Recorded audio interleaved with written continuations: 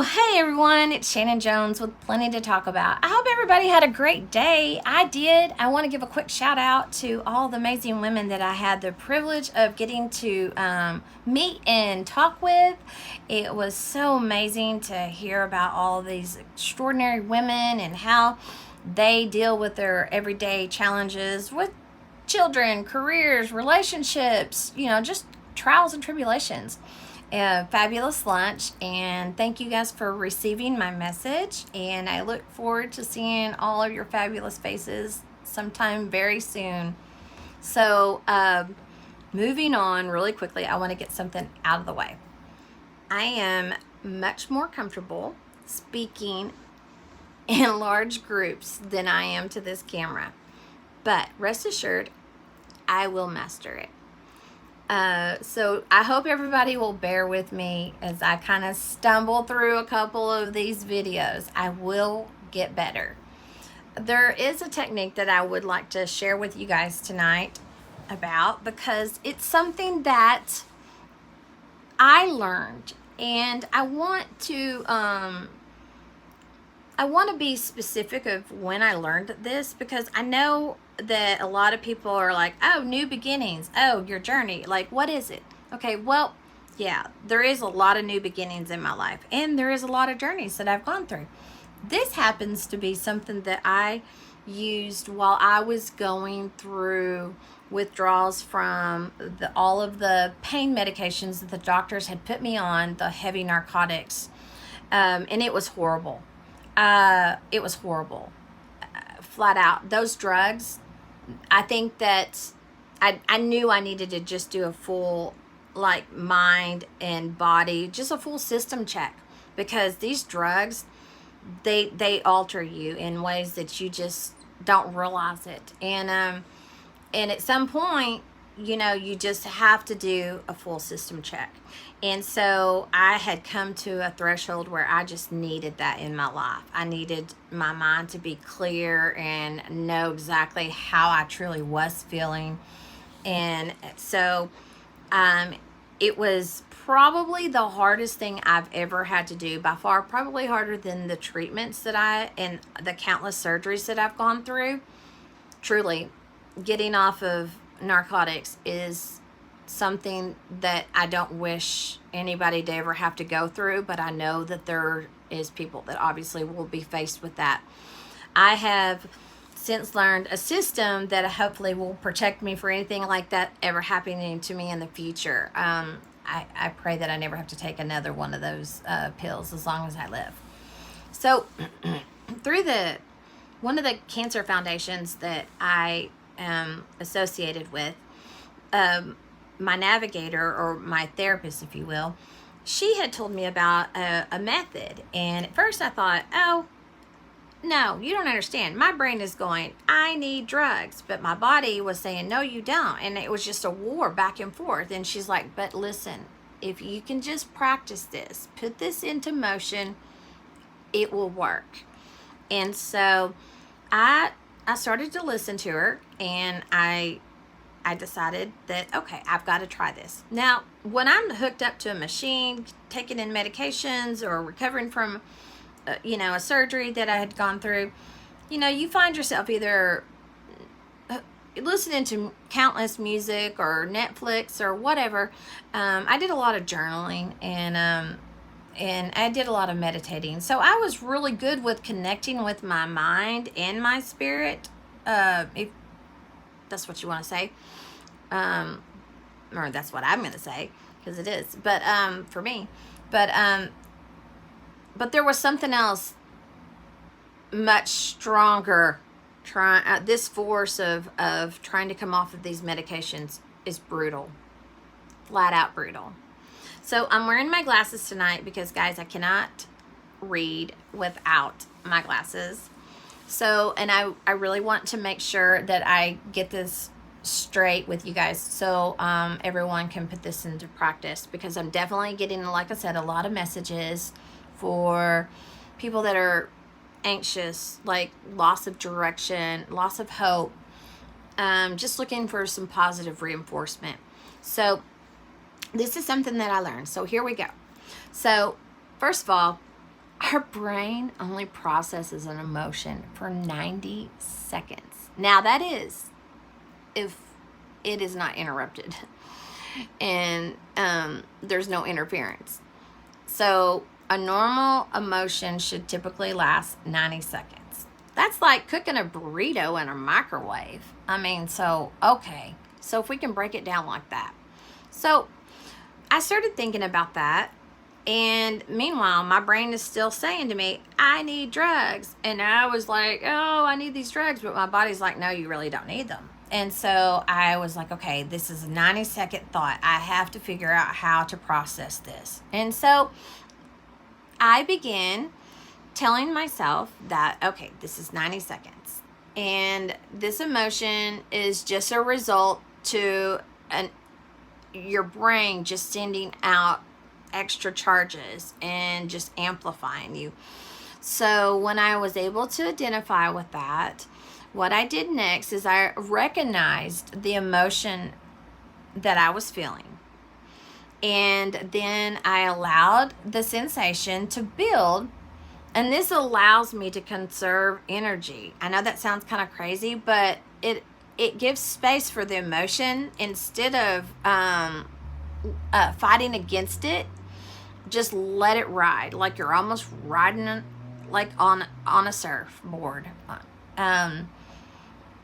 So recognizing what emotion you're feeling, whether it be anxiety or stress. In my deal, it was, like I said, it was my brain trying to tell me that I needed medication when I really didn't. So when I was able to recognize that emotion and allowing the sensation to build, and then just kind of conserving my energy by breathing and not fighting against it. And then I would set aside the story my mind is like trying to connect to. Like, again, like my mind was saying, hey, drugs, you need drugs. And I was like, okay, I need to set that aside, even though I had identified it. Then I needed to investigate, what was happening to my body. And for me, obviously, I was, feeling anxious and nauseous and just panicky and all that. So once I was able to kind of identify with all of the different sensations, some people, when they get anxious, their chest gets tight, their legs get restless, their hands get restless, their throat feels like it's closing off, their palms get sweaty. We all have different quirks with anxieties and different emotions. So investigating what actually the sensation that you're having with this emotion. Did I say that right? I don't know if I did or not, but let me retract that and make sure I said this right, because I suck at editing. FYI, if there's anybody out there that's really good at editing, this girl needs help. I will get better at it, but right now I'm raw and real. So allowing the sensation to build. This will allow you to conserve your energy. And this will give space for the emotion instead of fighting against it. So again, just take it in, recognize it, and then set aside the story your mind is automatically connects to, okay? So set aside the story your mind automatically connects to. So mine was connecting to pain medication. So I was trying to set that aside. So investigating what is happening to your body. What does it feel like? Well, like I said, sometimes people feels like their throat's closing up. Sometimes they want, their palms get sweaty. They get, their chest gets tight. They get like this restless feeling in their body and their legs and all that kind of stuff. So identifying that also helps. And then name the sensation by saying it out loud, or, better yet, you can even write it down. I'm really big on journaling. Like I said, it was really good for me. I've gone back and been able to reflect and see the progress that I've made over the years. And it's really been very empowering. Now, I understand that when someone's having this kind of sensation, you can't always just yell it out what it is. I mean, you know, you could be in the middle of the grocery store or in a meeting or at, you know, PTA or whatever. I understand that. So if you can just remove yourself and just kind of like have a moment, if it's even just to yourself, that's fine. You know, just do whatever you need to do in that moment to just try and disengage from that. So then, you know, so you're going to name the sensation by, you know, obviously saying it out loud, like I just said. But like I said, I just, you know, I just use my brain. I mean, if you're in your own private space, then obviously yell it out, scream it out, whatever you need to do.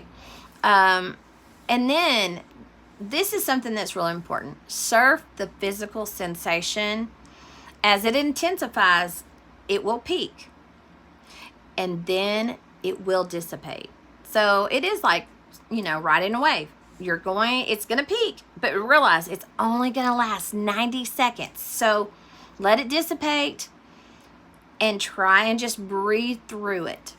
And then, you know, replacing the negative automatic thoughts with a positive thought. You know, this key point really is important because positive reemplacement in our minds actually recharges our brain and really re-gears it to actually become a more positive thinking mind over time. Now, not all of this just happens by just reading it and then practicing it one time. I mean, it takes meditation. Meditation is great, and it really, really, really helps the process. You know, compassion, self-compassion is so important. A lot of people don't realize that if you can't have self-compassion, how can you receive it? If you can have compassion for other people, then you can have self-compassion, and you deserve it. Everybody deserves that. So allow yourself to have self-compassion and self-care. I know a lot of people go to the gym. I used to go to the gym all the time, do kickboxing, ballet, all that stuff. But a lot of times I'd come out of there and I'd feel more charged up than I did when I went in there. And I'd need to, like, I don't know, like, just like, I couldn't, like, wind down. So if that works for you, then hey, kudos, guys and girls, because it didn't really work for me, even though I am big on fitness and health. I just haven't been able to really be like strong back in it right now because I'm still doing some mild recovering. So, but if that works for you, you know, practice just, you know, your meditation. I know our lives are busy, and I know it's all hustle bustle from the time we get up till the time we go to bed. It's just go, go, go, go, go. But try and find like 5 minutes just to yourself that you can just breathe and breathe in all the positivity that you can just feed yourself and exhale out all the negativity that you're feeling. And just make that part of your regimen, just like you get up and you brush your teeth every day. Make that part of your daily regimen. And the more you do this practice, the easier it gets.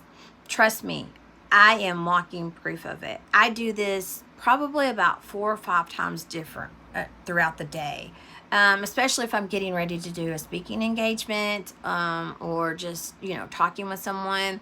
You know, I want to be clear-minded. And so I will definitely take a minute and I will breathe in, you know, as much positive reinforcement and exhale out anything negative and that's just weighing me down for that day. And, you know, I always tell everybody, Post-it notes are my best friend. I write little comments, notes, reminders of like, to remember that you matter. Life is great. I mean, you woke up today. I mean, that should be rejoicing itself. I mean, if you woke up and your family, you know, is all healthy and you had, you know, 2 hours to play with your kids today, hey, that should be rejoiced. You know, I mean, there's so many little things that we kind of just throw to the wayside that we forget about, that we should embrace every day. But we get so caught up in the rat race that so many people just, you know, lose sight.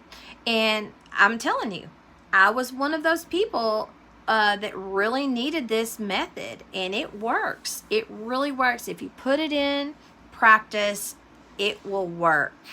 And again, I want to just reiterate really quickly. Just remember, our brain will only process an emotion for 90 seconds. That is, if there's no interference. And if there is interference, try and disengage from whatever it is that's causing you this emotion that's really getting you worked up. And then, you know, recognize that emotion that you're feeling, and then allow the sensation to go ahead and build, and then give it space. Don't fight against it, because it will only intensify. And then, you know, naming the sensation, you know, and breaking that down, and then just surf that physical sensation. Let it peak, and know 90 seconds, it will dissipate. Breathe it out. Reinforce while you are peaking. Breathe in positivity and release out any of the negativity that is going through your brain. And then stop engaging with whatever live story that's going on inside your mind. That is so important. Reinforce it with something that makes you happy. Something that works for me is like going to the park with my granddaughter, or having a cup of coffee and with my daughter, or, you know, hanging out with my mom, or, you know, road tripping with my dad, something like that.